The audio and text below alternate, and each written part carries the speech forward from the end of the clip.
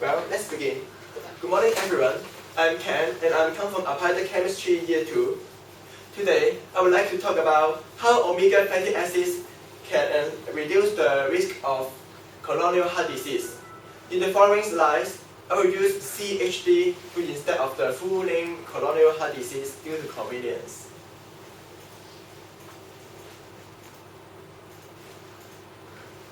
My two assignments will come from different articles. Article 1 is about the association of fatty acid and the incidence of CHD among women. And test 2 is talk about how fatty acids can prevent CHD due to the presence of EPA plus DHA. And EPA and DHA are the examples of omega fatty acid.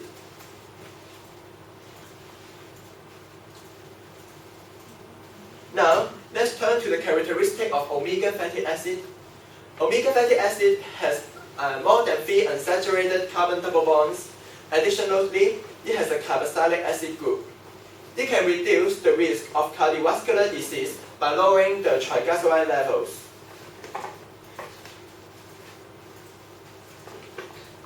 Here comes the summary of test 1. This article is mainly talk about the intake of omega fatty acid can reduce the risk of CHD among women. And also, omega fatty acid is mainly come from the intake of fish. So there is an inverse association between the fish consumption and the risk of CHD among women. Okay, let's move on to the second test. This test is talk about EPA plus DHA can reduce the risk of CHD. There are several proposed mechanisms to explain this phenomenon. The first mechanism is that the two omega fatty acids can reduce the action potential generated by calcium ions. Secondly, it can reduce the fatal heart rate generated by the sudden heart death.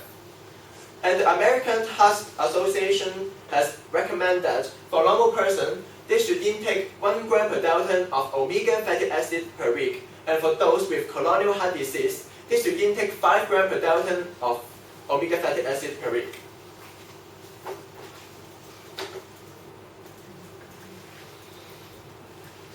To conclude, I have done a comparison between two tests, and test 2 is far more useful than test 1. This is due to several reasons. Test 2 has proposed the mechanism of omega fatty acids to reduce the incidence of coronary heart disease. Furthermore, it mentioned the effective dose of fatty acids that can have preventive effects of coronary heart disease. And test 1 is only focused on women, but test 2 focused on both. So test 1 is a bit unfair when compared to test 2. So test 2 is more related to my topic. And this is the end of my presentation. Thank you for all of your attention.